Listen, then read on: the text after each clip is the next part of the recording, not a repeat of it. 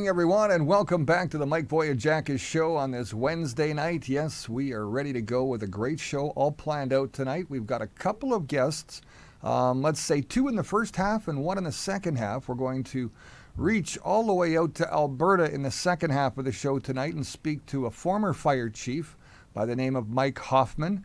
Another Mike on the show. One isn't enough. We have to bring in 2. It'll make it a little bit complicated in terms of Mike and Mike, but hey, maybe somebody's got some Wheaties these guys could try.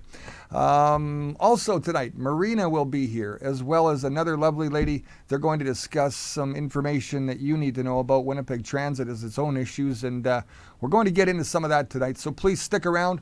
More coming up right here on the Mike Vogiatzakis show right after this. At Santa Lucia Pizza, you know it's all about the sauce.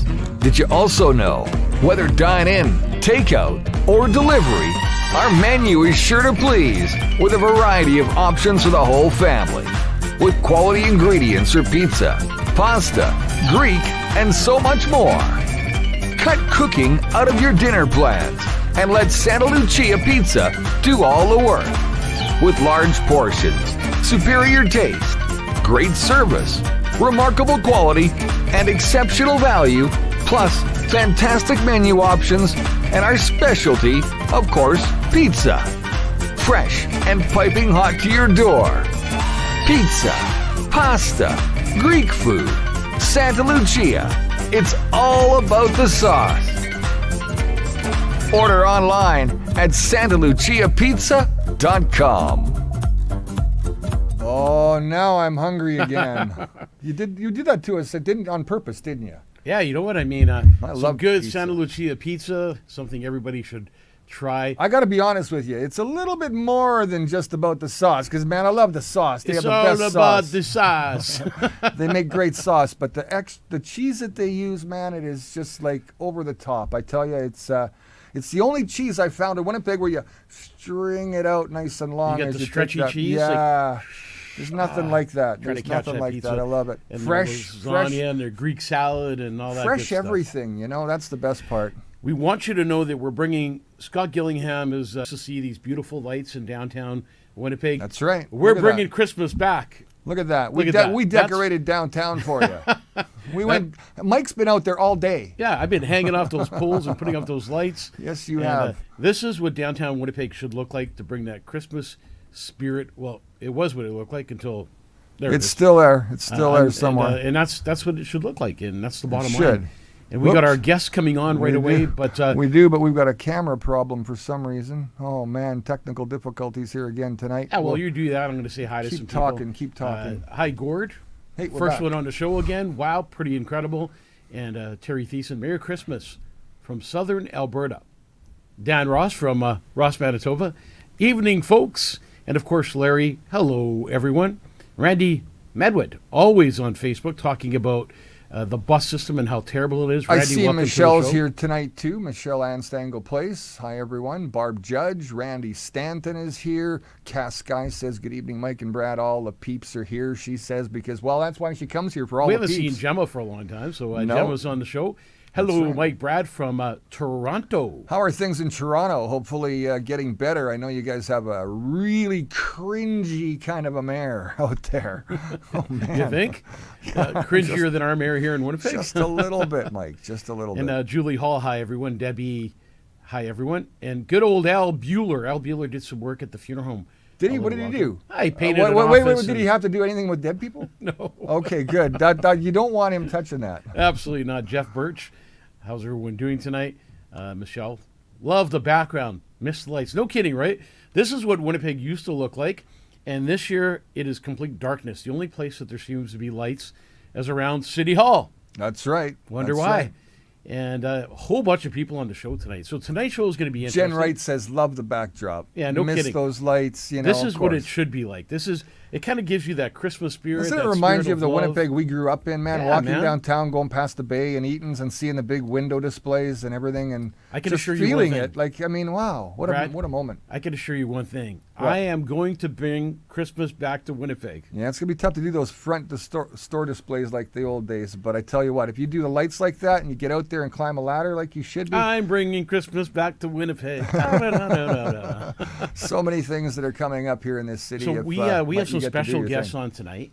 And really interesting because the biggest topic out there right now are the transit buses. Sure As a is. matter of fact, can you believe poor Scott Gillingham says that ridership is down? I wonder why.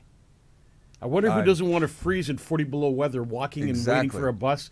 And it seems like a lot of people are taking Uber or they're walking and they're saying to heck with it. People are getting fired. Winnipeg Kids are schooled. Metropolitan or Regional have you walking with a wagon behind you, getting your groceries. You know, before we bring Marina on the show, I just want to talk about what's happening in Greece right now, which Big is changes. crazy. Big changes. And you know, all around the world, you don't hear it on the news. In Manitoba, you'll hear nothing about this. And when you do post it, people go, "What are you talking about?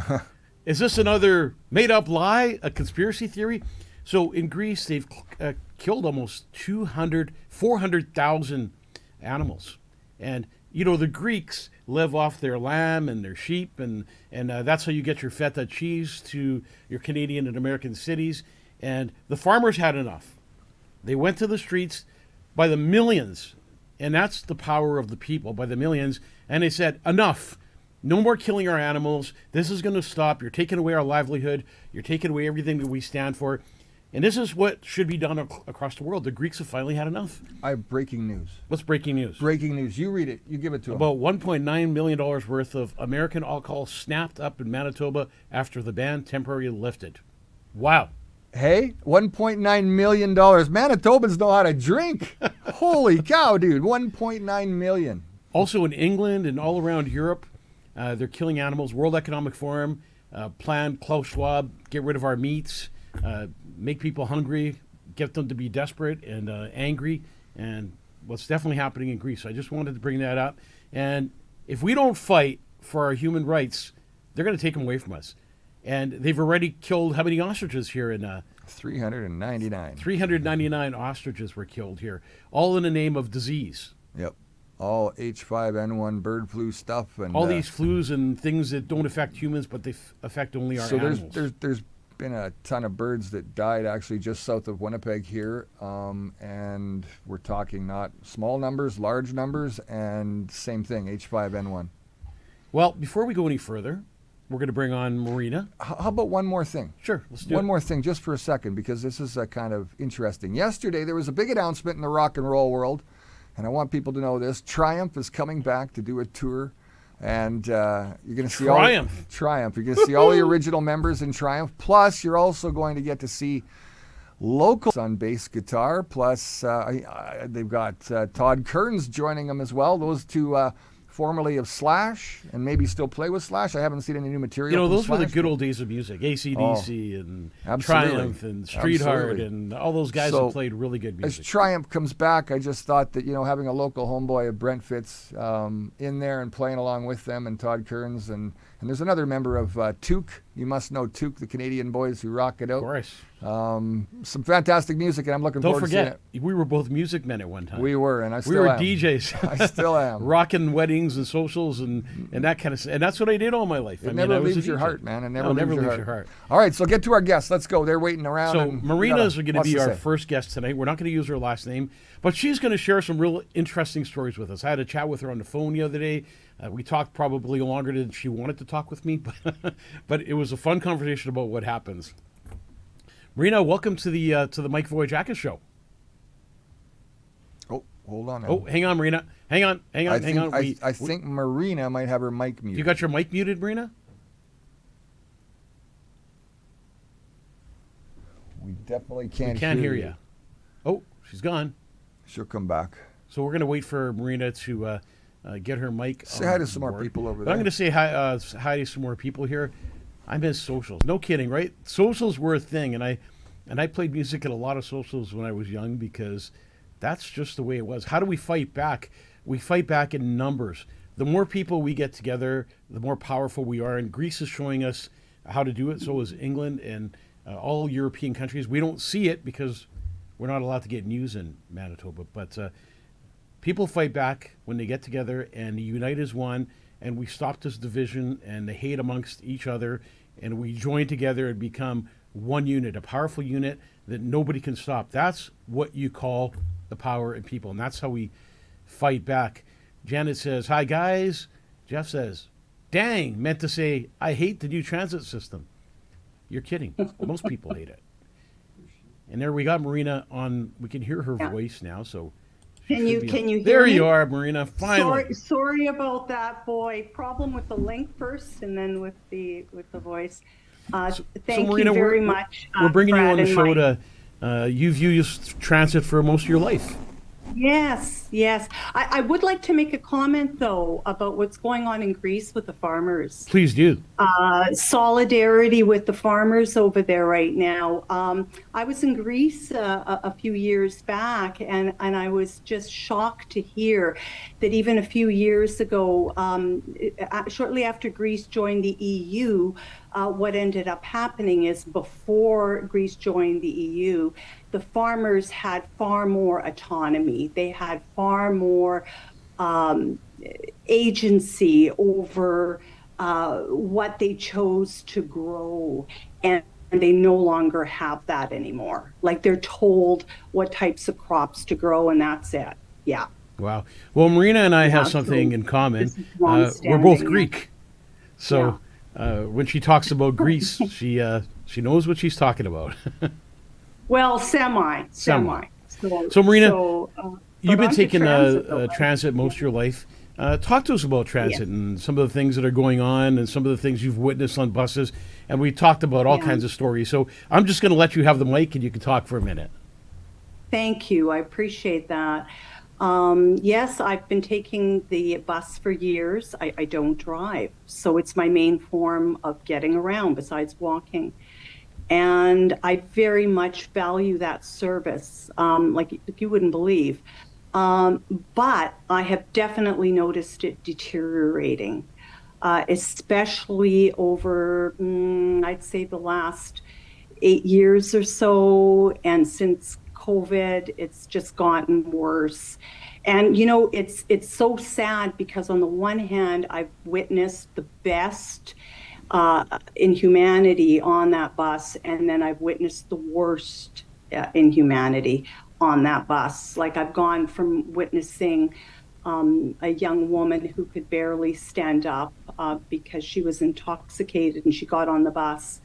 And it's easy to pass judgment when you see somebody, like, they get on the bus and you go, oh God, do I need to see this again? But what ended up happening was, and I'm glad I witnessed this because it changed my perception. And even though it took her a long time to, when a senior citizen got on the bus, she was the one who got up and made sure that the woman had a place to sit. So that was incredible to witness. But yet on the other hand, just a few months ago, I was a few feet away from this guy who pulled a long knife and was going to use it on someone else. Wow. And the entire bus were like held hostage, basically, right? Because we're in an enclosed bus. We didn't know what was going on. We didn't know if the bus driver had called it in. Luckily, the bus driver had called it in. But I mean, what possibly took, might have taken just a minute or two, just seemed like it was going on forever, right? It was just horrifying to witness. Yeah.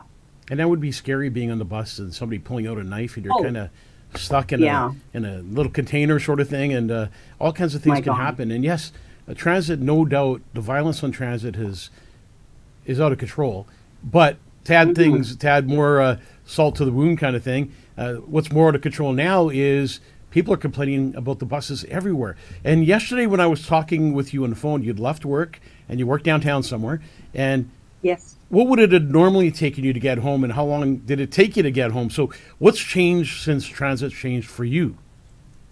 Well, there have been some advantages for me personally with the changing of the routes, because I'll tell you, with the old system, what happened was I could be waiting down Henderson Highway for like 50 minutes for a bus, to take me to Osborne. And that was ridiculous, like, to take me downtown so I could then transfer to go down Osborne. But I mean, that bus, like 50 minutes, and that went on like on a practically a daily basis. And I never received an explanation for it when I'd ask about it. Now it doesn't take me as long, but yesterday it did take me quite a while, like to cross Peguis. Yeah, it took me quite a while. Yeah. So what would have been the I think you difference were in timing? Talking on the phone briefly. What would have been the difference in timing, roughly, Marina? Well, yesterday, I would say it took me an additional close to a half hour to get home. Yeah. So a lot But of I people are heard for other complaining about the people it's transit been system. worse. A lot of people are Yeah. complaining about the transit system just taking Yeah. way longer to catch a bus because people have to walk 2, 3, 4 kilometers or blocks to even grab a bus. And then when they get the bus, they complain about how many transfers they have to do to get to where they were going at one time. And our next guest on the show is actually admin for the transit online that people keep complaining about. So she's going to come in and tell us a lot about the complaints people have and what they're posting online. So do you hear anything, like working in the downtown area, about the buses and the delays and how people are unhappy? What are people saying? Oh, are you asking me, Mike? Yeah. Yeah, what are people saying, Yeah, Marina? I've had, especially people were very distressed at the beginning because they couldn't they had a difficult time accessing certain information, such as even the online transit maps. They were so small to view, So it was a problem. And I would often be on my phone looking up bus routes for people. And this was near the beginning because it was a complete overhaul of the system, right? It was a system that was in place for years, and it left quite a few people, anxious and frightened. Yeah. So do you agree with the changes? I understand some of it. The FX buses, they don't stop at all the stops, so you do get to certain places faster. But then what ends up happening is oftentimes you've got to change 2 or 3 buses as well, right? Yeah. And that's the thing. And the stops are no longer regularly placed where people can easily walk to them. And that's an issue, especially for people with mobility issues, senior citizens. And when it's really cold out, yeah, it's a problem. Well, a lot of people say if it isn't broke, don't fix it. And it seems like the old transit system people were very happy with, and they were used to it. They got along with it. I think what they should have did is maybe add a few routes that would have, worked for some people, made a few changes, but not change the whole system like that. And I think the thing that drives me crazy about everything is, why would they use a consultant firm that's not even in Winnipeg? So they use a consultant firm from out of town to tell us how to change our bus system. And people are furious about it. A lot of people are fed up. People are not taking the buses. And like you say, it's a long walk. And we haven't even, reached those 40 below mornings or evenings where if you walk for a distance, you're going to freeze. It doesn't take long to freeze your skin in Manitoba. It gets that cold out. So you're right. People with disabilities, people with young children, people that use the bus to go grocery shopping, carry their groceries back on the bus. It's a little intimidating for people. And people who take the bus are people who need to take the bus, like yourself. You don't drive, you don't have a car, you've taken transit all your life. And I think the city of Winnipeg needs to respect people like you and ask your opinion and see what people think who take the bus before you make such a drastic change and leave people stranded in the cold. I mean, the weather's nothing to play with here in Manitoba.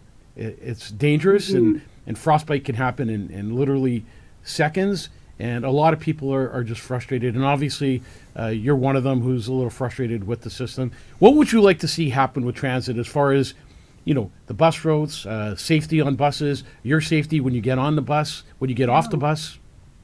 Well, number one for me is public safety. Like that needs to be dealt with.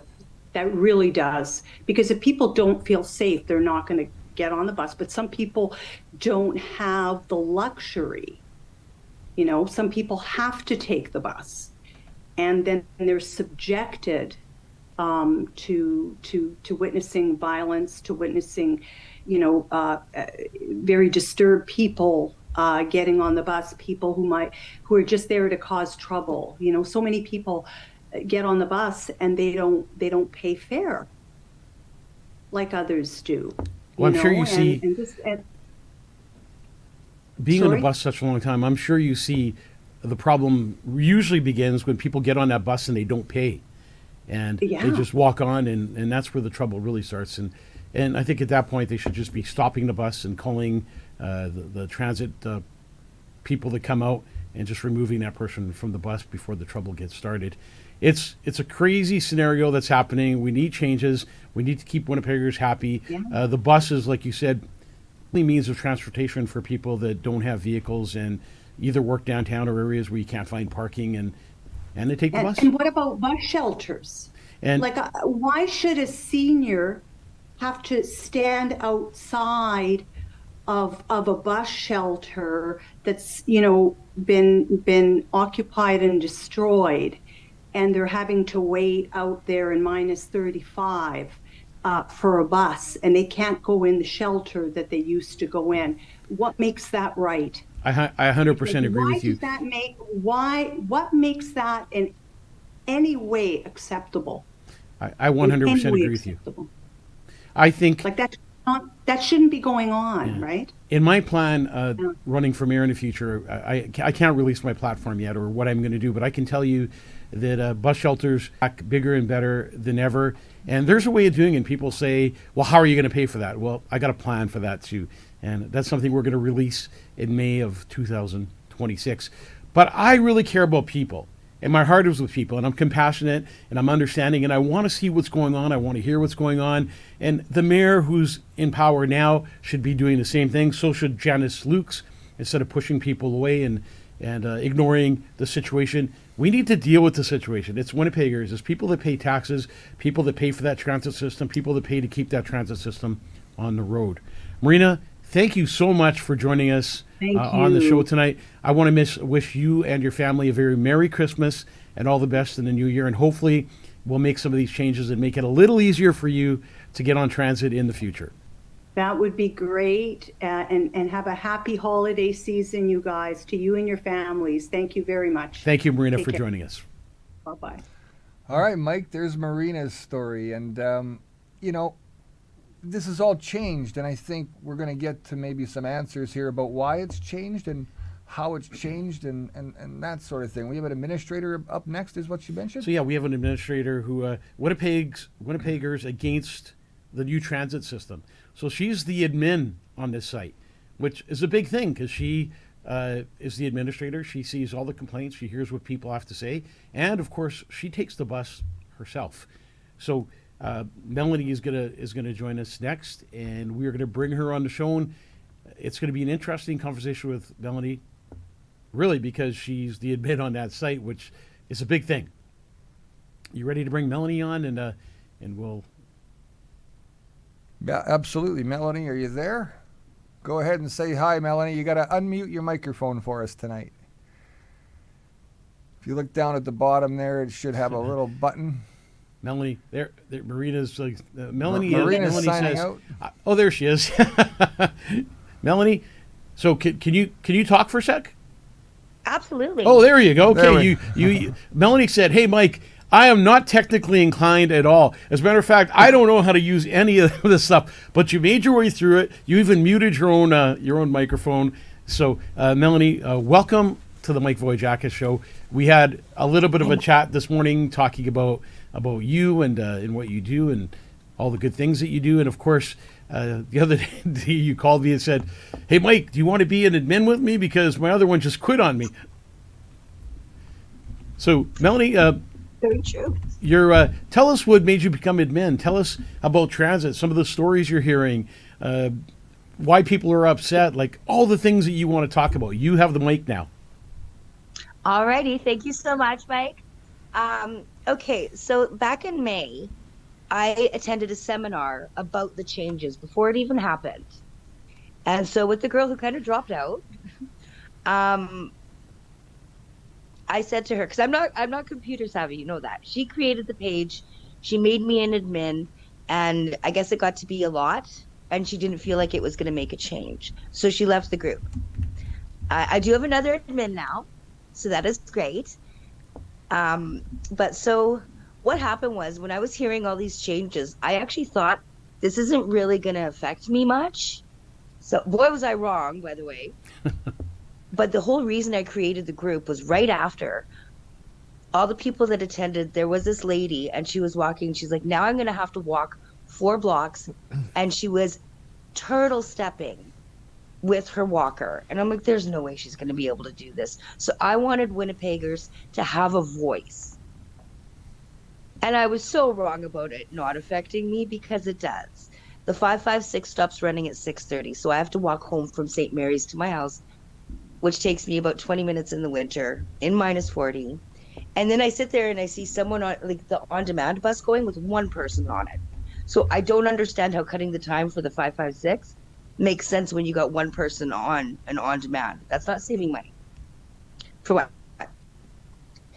I am so happy that people get to voice their opinions. It's too bad there are a couple sour apples out there that, you got racism, you got people insulting people, telling them to buy cars. Well, not everybody has that opportunity. Not everyone can drive. I'm pretty sure I have ADHD. I ain't gonna do that. I'd be like, hey, a puppy. Crash.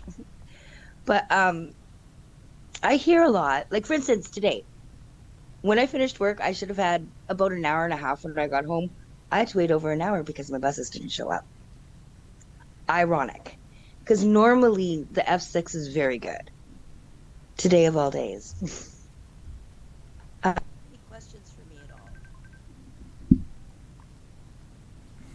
What happened to your mic, Melanie? Oh, we lost you, Melanie. No, my daughter's trying to call me. Oh, so Melanie kind of disappeared here for a minute. We'll see where she is. So as Melanie's trying to fix her microphone, a lot of people in the comment section are actually debating. Some people saying, well, the bus system's perfect. Ron Corby says it's perfect. Josh says that was me on the demand bus. So a lot of people hate the system, and some people like it. Other people, it's like anything, right? There's going to be complaints no matter what you do. But from what I hear, a majority of the people hate the new system. They don't like that it's, can I have a chance to speak, please? I am so sorry. I don't know how to turn my daughter off. I can kind of hear you in the background Yeah, there. it's You're- almost like your mic cut out, It's Mel. like your mic cut out or something. Okay, is it better now? There we go. There we go. Yeah, it's because my daughter didn't know what to do. She tried to call, and she will let it ring 20 rings. Okay, Until I it's pick still up. it's still I'm so not very sorry about good. that. Like, I just recently got it like last February. And Okay, I'm just learning how to use it. Melanie, it's not very good. Yeah, you disappeared on us Okay, here, again. let's see if I can do this a little better. Is that better? Yes. Okay. So you can hear me okay? Now we can. Okay, perfect. So Melanie, tell us a lot about what we want to talk about is the complaints. But I can't hear you. Oh, you can't hear us now? What? Can you hear me now, or are you? Well, I got my volume on max. I don't know what's going on here. Oh, that's the bad thing about sometime doing lives. We can hear you, but you can't hear us now. So, anyways, the I'll bus just have system. to listen really closely. Can you hear me now? Yeah. Oh, can okay. Not loudly, but I can still hear you. So, just tell us about the bus system, the complaints people are having, and what we could do to make it better. Honestly, from what I'm hearing from everybody, it's just people to change the system back to the way that it used to be, is a lot of them. Too much feedback, A lot of Randy says. So, people- Melanie, we've lost you again. So I don't know if I know, that I'm losing phone. you Ever too. since I you don't got that understand phone what's call, going on. it changed everything. Maybe you can Sign out and sign back sign in. out and sign back in, and see if you come back if you're better. Okay, how do I sign? I'm so sorry. How do I sign out? Just hit So end just call. hit end and then try and come back again. But Okay. Yeah. So, anyways, you can leave comments in the comment section as well too, and we will be able to look at the comment section and see what you're talking about. Too bad we're having these issues, but sometimes if somebody's not technically inclined, you come in and out, and we lose you. But the reason we wanted to do this show on transit buses is because the complaints out there are horrendous, and transit is complaining, and the people in Winnipeg are complaining. Now the mayor's office says, well, transit ridership is down. Well, of course it's down. It's down because if people are upset about it, then they're just not going to use the bus, and they're going to find other ways of getting around, whether it's ride sharing or grabbing an Uber or whatever it takes. And some people are just walking. And I can see Melanie up there still trying to find the end button. Are you there, Did Melanie? it work? Can you hear me? Well, we can hear you. But Barely. Barely hear you. You were really loud at first, and then you kind of disappeared. Are you on a cell? Yes, I am. Maybe turn up your cell volume on the It's side of on your phone. max. That might be the problem right there. No, it's on max, Mike. It's on max.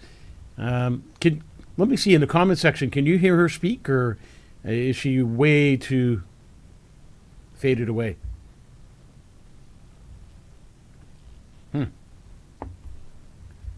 Can't tell. Anyways, well, we'll move on with the show. It's funny because we talk about those Christmas lights on the show, and how beautiful it looks, and how the city is taking that away, and even the artificial tree downtown, and all that stuff has changed the way the city operates. Wow. So Janice Lukes is going to be listening to some complaints. Speakerphone. Somebody says, go speakerphone. Al Bueller says, it's sure a mess. Just put it back on the old system. Even CJOB is talking about the transit disaster. Even businesses are complaining about the disaster. Maybe we bring on our next guest, if we could do that, and see if we can hear him, and if things are working a little better that way. Yes, we can hear her, Dan Nichols says. And Dan, by the way, says, well, I will help as an administrator. Is that what you said, Dan? I'm pretty sure that's what you said. Are we ready to bring the next guest on? Because We sure can. Let's try bringing him on. Get rid of this here. And Evelyn says she could hear her loud and clear too, so maybe it's just us in the studio that couldn't hear her. Maybe she's going to try and come back on. Well, maybe. I don't know why we can't hear her, though, because everything is dialed up here nicely. Well, why don't you introduce our next guest? All right, let's bring our next guest on and take care of that. Without further ado, this is a close friend that I've had an acquaintance with for well over 25 years now, and his name is Michael Hoffman, and Mike is a former fire chief. I've been trying to unmute you here, Mike. I don't know if you can unmute yourself, buddy. There we go. Can we hear you? Can you hear me now? We can hear can. Kind of every time you hear, it reminds me of that commercial, the cell phone commercial. Can you hear me now? That's right. Oh, there we go. We can hear you loud and clear, so that's really good. So, welcome to the Mike Vogiatzakis Show.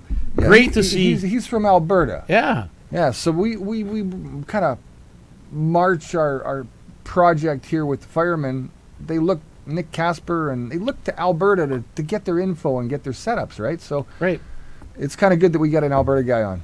So we're obviously having a problem in the city with fire paramedics and the mayor's office, and basically what they're doing right now is spending an average of $10 million in overtime fees. And the fire paramedics, Nick Casper from the union, is saying, hey, listen, we're spending $10 million a year on overtime fees. Why don't you hire more firefighters? We need more firefighters, 80 of them to be exact, so we could cut down on overtime, cut down on burnout, cut down on stress, all the things that they're going through because the lack of firefighters and paramedics and what's happening with them. What's your opinion on that? Well, I've been in fire service for 30 years. I started life as many people in the fire service in a volunteer capacity, and then made my way into a career position, and then worked my way up through the ranks. So for probably about 25 years of my career, I worked as both a firefighter and a paramedic, advanced care, and so I've worked rural, urban, just about every aspect of emergency services that you can think of. So I've been following a lot of controversial situations, not just in Winnipeg, but across our country and locally here in Alberta. And there's a lot of problems right now in the firefighting vocation and emergency services in general. And that includes the provision of EMS. So Brad has brought me up to speed on a lot of areas with regards to your problems in Winnipeg. And you've addressed a few now, Mike, and I'll kind of touch on them. Yeah, staffing is huge right now, and it's a problem that's plaguing a lot of fire departments, a lot of EMS organizations. And one of my thoughts on that is the fact that I think we're burning people out at an exponential rate. And I think that's because of a lot of factors that are affecting society right now. And one of them, as I'm sure you guys are aware of, nobody's exonerated from this, and that's our drug crisis.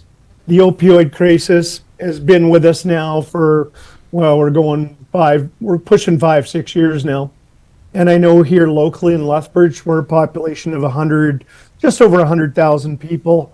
And that opioid crisis is putting a lot of pressure on our firefighters and our paramedics because they're constantly chasing their tails and they're chasing that problem on a regular basis.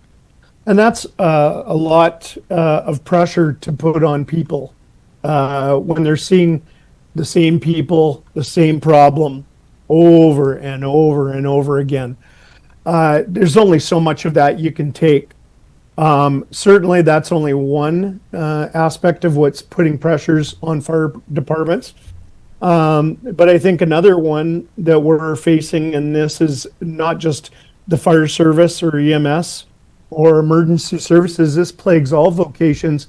And that is, I believe that this young generation of worker is not resilient. We're not prepared well to enter this workforce. And now they're faced with these pressures that they're faced with on a regular basis. They just can't cope, or they don't have the coping mechanisms that, let's say, our generation had, or the generation before us.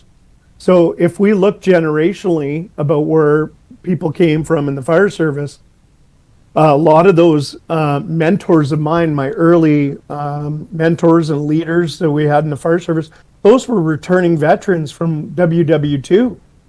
So those guys had seen the worst of the worst. And so really nothing could affect those guys. And then they passed on some resiliency to our generation. But as time has gone on, that's, really diminished. And now, I'll just give you an example. There's a paramedic that I know of in my circle, a paramedic I used to work with. His daughter, she got trained about 4 years ago. Took 3 years to train her completely up to an advanced life support or advanced care paramedic level. And she's only 2 years on the job and she's gone because she's burned out and she's no longer capable of continuing on and doing that job. So now she's totally in a different vocation and she's moved on. So, and we're seeing more and more of that as time goes on. We're battling so many problems in Winnipeg. Another problem that we're battling is, and it's really unheard of, probably in your time too, what people call 911. And when you're calling 911, it's an emergency. Somebody's having a heart attack, a stroke, somebody got hit by a car, accident, shot, stabbed, whatever the case may be. And what's happening with 911 in Manitoba is you're being put on hold. And a lot of people are completely frustrated with that, being put on hold when there's an emergency happening. And when you're on hold, what do you do? Wait for the operator or help the person that's having a heart attack? They're put in a really bad situation, and it's really aggravating people to a new level. And then some of the calls are being transferred to completely maybe in the U.S. or somewhere else, and the operators are answering there, not knowing our city or the surroundings of where the call's coming from. That's another frustrating aspect we could talk about. And I want to share a story with you and tell you what else is happening. A little while ago, it was probably about 3 months ago, my father-in-law was playing around on his lawn, and he fell, and he hit the ground, and they didn't know what was happening, but he was in aggravating pain. screaming at the top of his lungs. They called 911. They were put on hold. The operator did an assessment over the phone, and they said, well, we can have paramedics there or fire within 3 hours. So this poor guy sat on his lawn for 3 hours, screaming, losing all his dignity, all the neighbors looking out their windows, wondering what's going on. 3 hours pass by. They get another call back from 911 saying it's going to be another 3 hours. So this gentleman sat on his lawn with a shattered hip for 6 hours. Unacceptable for the elderly and the population that helped build this country to be sitting on their lawn waiting for paramedics or fire to come for 6 hours. Your opinion on that? Yeah, I totally agree. So I have a dispatching background. I'm trained in EMD, and I spent many hours in dispatch centers and call taking centers taking 911 calls. So there used to be an industry standard 4 to 6 minutes we'd have an ambulance on your doorstep. And for whatever reason, and this isn't just a Winnipeg problem, this is happening in Alberta, this is happening in Ontario, this is happening all across our country. And unfortunately, what's happened is the current industry leaders have accepted parameters outside of that standard first aid, and that's really what we're talking about here. If you flip open a first aid book and you read, hey, how long does it take for brain damage to ensue if somebody's not breathing or if their airway's not open? And that's 4 to 6 minute time period. So that was our working time frame that we had, and that was a model that we followed for years and years and years. So not to toot my own horn or my generation's horn, but 90 percentile of the time we would have an ambulance at your door in under 6 minutes. So at some point in time, after AHS took over here in Alberta, as I can speak to that one, all of a sudden the chief paramedic here in Alberta, Darren Sandbach, he started to accept 20-minute response times for high acuity 911 calls. So these were somebody's not breathing, somebody's not pulsing, CPR in progress. These are critical calls. These are time sensitive calls. And somebody in their infinite wisdom decided that 20 minutes was an acceptable standard. And here, people like myself, who'd since retired since 2007, we're shaking our heads going, what is going on here? Who in their right mind would ever say that that is a good idea? Across this country. Yeah, it definitely is. And our wait times in Manitoba seem to be the longest, they say, right across Canada. And it's got to be tough for a firefighter when you go through burnout, day in and day out, dealing with the opiate crisis, dealing with maybe the homeless situation, and dealing with the violence on the streets. That's got to take a toll on your body and your mind, and just your outlook on what you do every day of the week. How do you feel about that, and how did you deal with it? Well, back in our day, when I went to the paramedic program at the Southern Alberta Institute of Technology in Calgary, it was a 2-year paramedic program. And part of that process of just getting into that program, there was a physical fitness requirement that you had to pass. There was a interview process, a panel interview, just like going to get a job. Right. So you had to sit in front of 3 instructors, and they would actually ask you questions like, hey, what do you do for hobbies, and how do you plan on dealing with the stress that's involved with dealing with EMS issues on a day-to-day basis? And they screened us, and not everybody made the cut. And so one of the things that's been happening in recent years with educational institutes, and this is my humble opinion, but this is based on observations, because I used to teach part-time for Southern Alberta Institute of Technology. I used to teach for Keano College as side jobs when I was still working.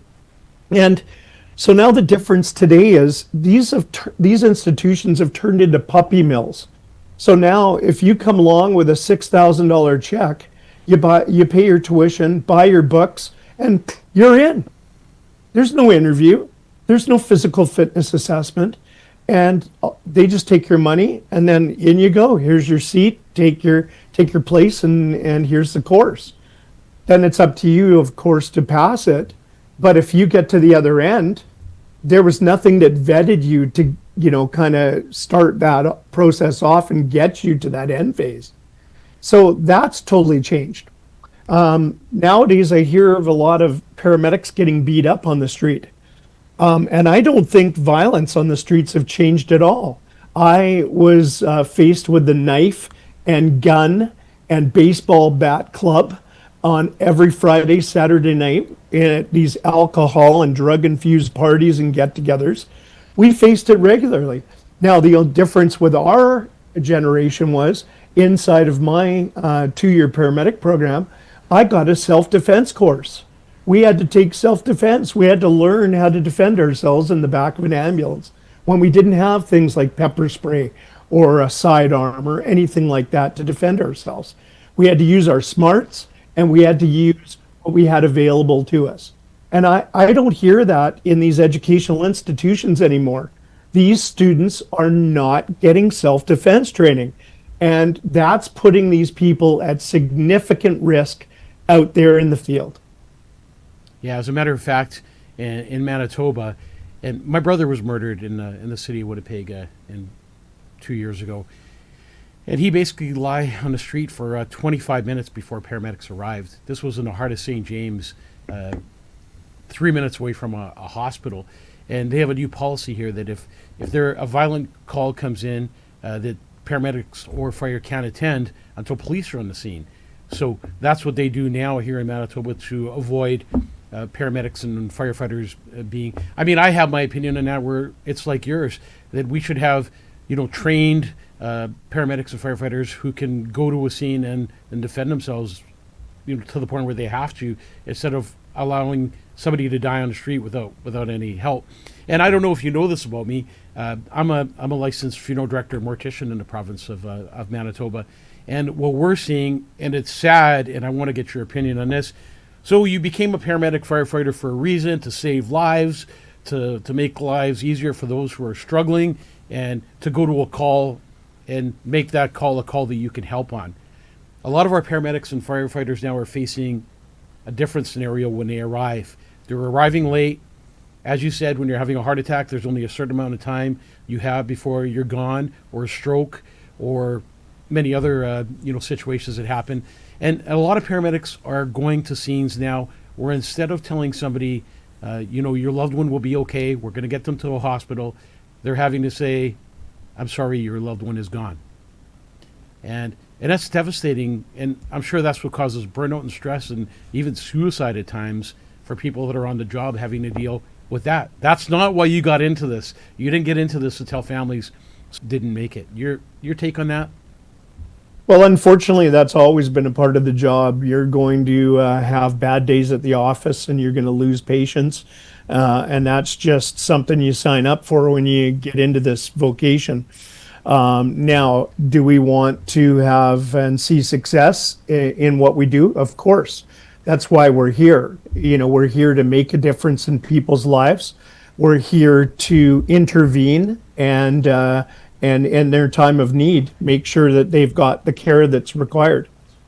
The problem now is some of the things that we've discussed already, and that is we have accepted standards that are not industry best practice. And because of that, now we're seeing the results of those bad decisions. And unfortunately, you've got to change some mindsets of the leadership groups of these organizations. And at a very high level, you're going to start to need to change the minds of these people. So these are the guys that are directing your EMS groups.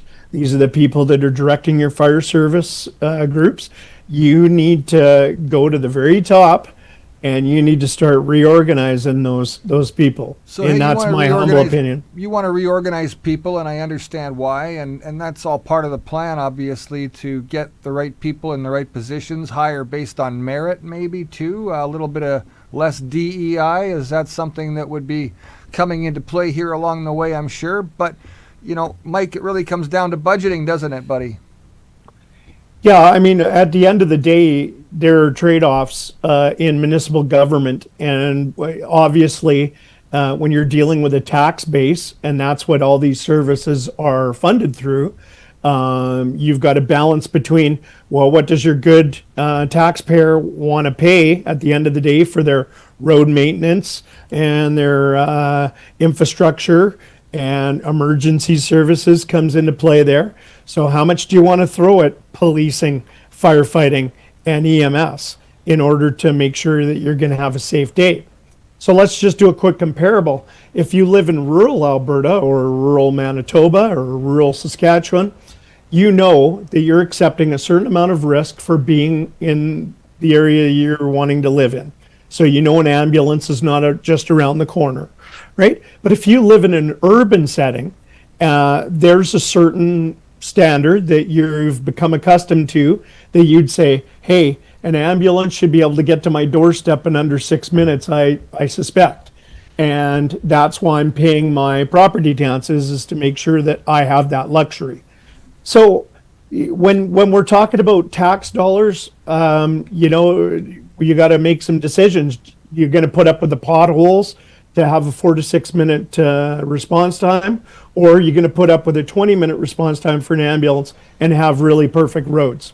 Well, you and I both know that this is one of the richest countries in the world. We just aren't budgeting and allocating and spending properly, and we've got a real problem with that all, obviously, from the federal level. Yeah. So, but that funnels down to the local level and provincial level, and that's where we start to see, the breakdown happening, and guys not getting the right amount of equipment, guys not having the right supplies to go out there and do the job. And everybody will tell you, man, what comes down to is if you don't have the right tools, how are you going to get the job done? Yeah. I have one other question I want to ask you, because a lot of firefighters have approached me who work in the rural areas. For example, St. Andrews, West St. Paul, Headingley, like areas around Winnipeg. What do you think of, when the fire department is short, what do you think of them calling in rural firefighters who are volunteer firefighters, really, but have experience getting the job done? What's your opinion on, I guess it's job sharing, having, help from your neighbors and your neighbors having help from you when it's needed? Well, those come in the form of mutual aid agreements, and those have been standard practice in the fire service since the beginning of time. So agreements that are most oftentimes written between ministers, just agreements that say, hey, in our time of need, you can come and help us, and in your time of need, we're going to come help you. So those exist already. I think where you need to go is you need to get sorted out your resource requirements. And for you guys in the city of Winnipeg, I'm hearing loud and clear that they need 80 additional seats filled in order to properly maintain their staffing requirements for their fire and EMS system. And I don't think they're too far off the mark from what I've seen from the documents I've read about Winnipeg. I think they're probably bang on. They're probably have been on a hiring freeze for a while, and now they're just playing catch up. So the city just needs to come to the conclusion that, hey, we gotta have these people, and they're going to have to allocate some budgetary funds in order to make that happen. And that's just the long and short of it. Mike, thank you for all your years of service to the great people that you took care of, and the lives that you saved, and all the good that you did. Thank you for coming on the show tonight. I'd like to have you back again some other day. Maybe talk with Nick Casper and you at the same time on the show, who's the union rep for Manitoba here. But thank you again, and enjoy your evening, and Merry Christmas to you and your family, and all the best in this year. Yeah, thanks, Mike, and nice to finally have said hello and met. And hopefully we won't be strangers in the future. And Brad, thank you very much for you're very welcome. inviting me along. Thanks for doing this on short notice. As you know, we can't do things without anybody coming on the program. It always helps to have a special guest. Otherwise, we end up fighting. That's all good. Thanks again, Mike. Yeah, no worries. Okay. Thank you so much. And you guys have a good Christmas as well. Take care, Mike. Take care, buddy.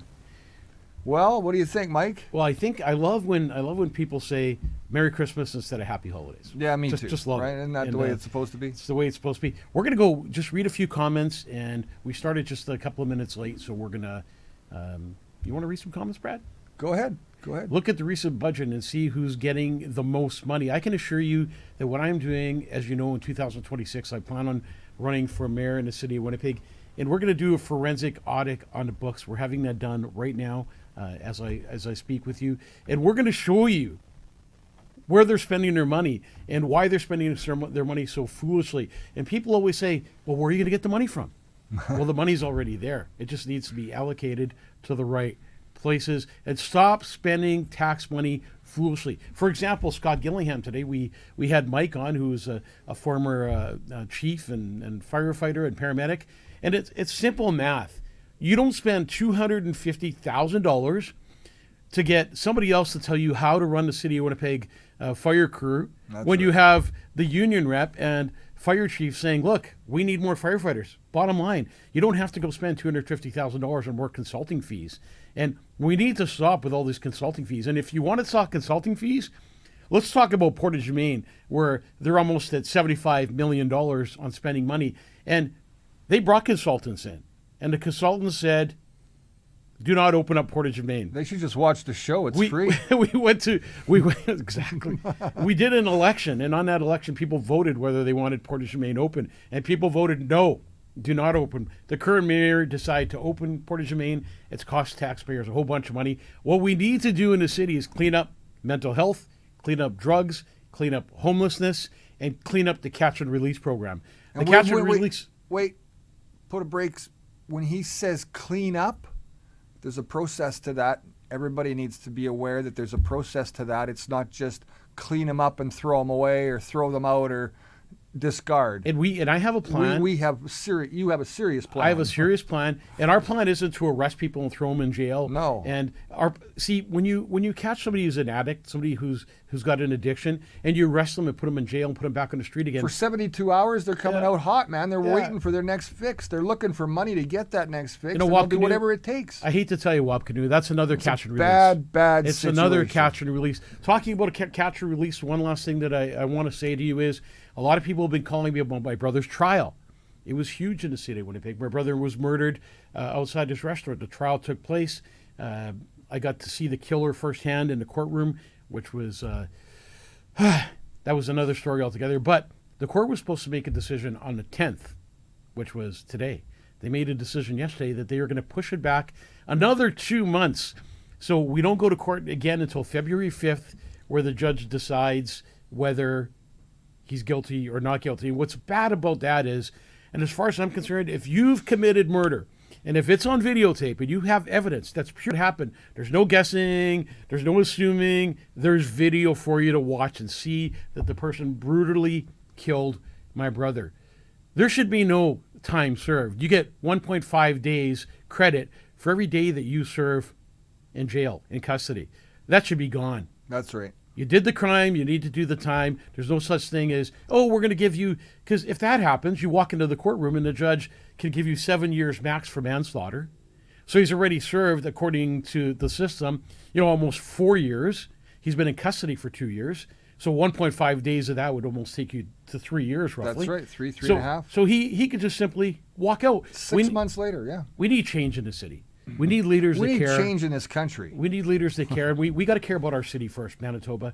We got to care about our province, but we need people. I don't want to lose our country. We lose our country, we lose our cities. That's the bottom line. So we got to get everything on track and do it real quick. Right now, what I care about is what I'm going to do in the near future, and that's going to run for mayor of the city, and how I'm going to make changes to the city. People think a mayor doesn't have a lot of power. Sure, you can't change a lot of things, but you have a power of your voice and how to lead your people and talk to the federal and provincial government how to and spend the prime that minister's money, office, right? and how to spend money and how to fix. If we all work together, if all the mayors work together, we could change Canada.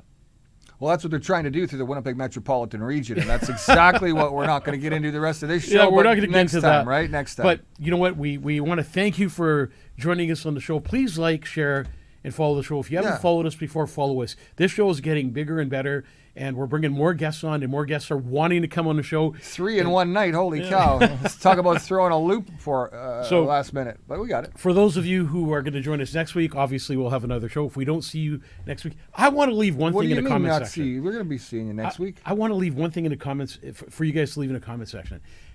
I want to have singing around the Christmas tree downtown, right at City Hall. How many people would join us on a Sunday night to sing Christmas carols, to bring gifts for people that need them, to maybe feed the homeless that night? Just get together and unite and have a sing-along right at City Hall. And yeah, Mayor Gillingham, you can come if you want to. But I'd like to see your comments and if you would join us downtown, and if singing around the Christmas tree could be a good thing this year to bring that Christmas spirit that's missing from the city. Thanks for watching the Mike Vogiatzakis Show. God bless you and your families. Take care of yourselves and each other. Brad, thank you for another awesome show. Well, so far so good. We'll see you guys next week. Good night, folks. At Santa Lucia Pizza, you know it's all about the sauce. Did you also know, whether dine-in, takeout, or delivery, our menu is sure to please with a variety of options for the whole family. With quality ingredients for pizza, pasta, Greek, and so much more. Cut cooking out of your dinner plans and let Santa Lucia Pizza do all the work.